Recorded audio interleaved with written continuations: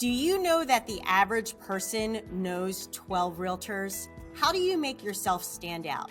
I'm Cindy Wadsworth. And I'm Pete Pacina. And we're with Achieve Real Estate Success. So we are continuing on our series on this awesome book, Ninja Selling, and we are on principle number 3, which is business strategies. So in the Ninja book, the third principle is how to stay in consistent contact with your people.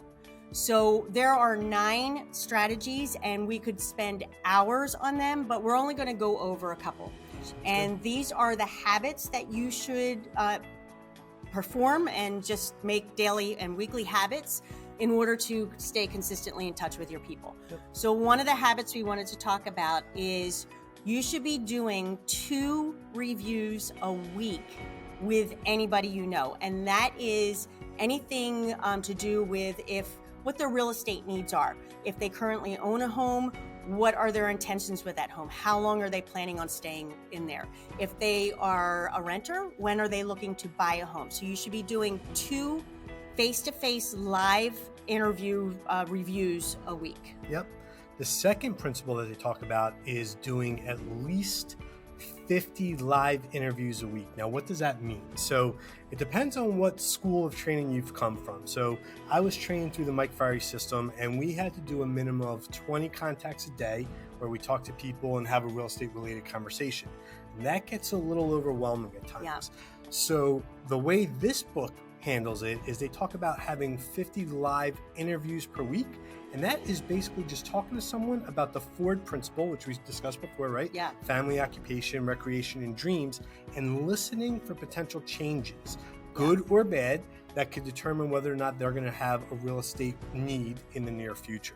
So when you think about that, it's only 10 of those conversations a day. It's something we can all pretty much easily do. Yeah, and they're called interviews, not prospecting. Interviews because you want the person you're talking to do most of the talking, so you can listen for changes. Yep. So the last one we're going to go over is about your database. NAR also did a survey and found out that less than 40% of agents actually have a database and use it.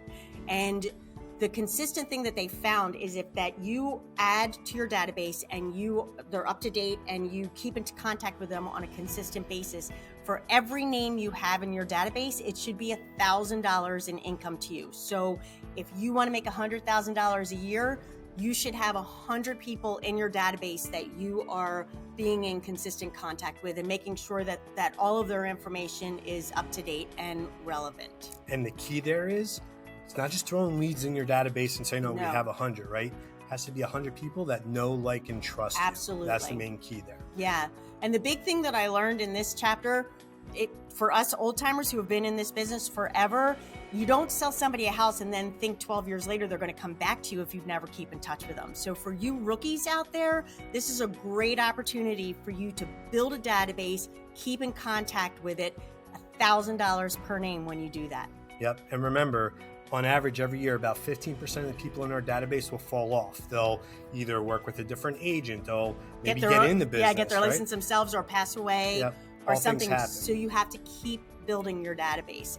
You should add at least 2 people a week to your database. Yep. So those are just a couple of the 9 habits that they cover. Feel free to reach out to us either via email, DM, or call us, and we'll send you the other habits that we didn't cover today because we just ran out of time. But until next time, have a great day. Bye.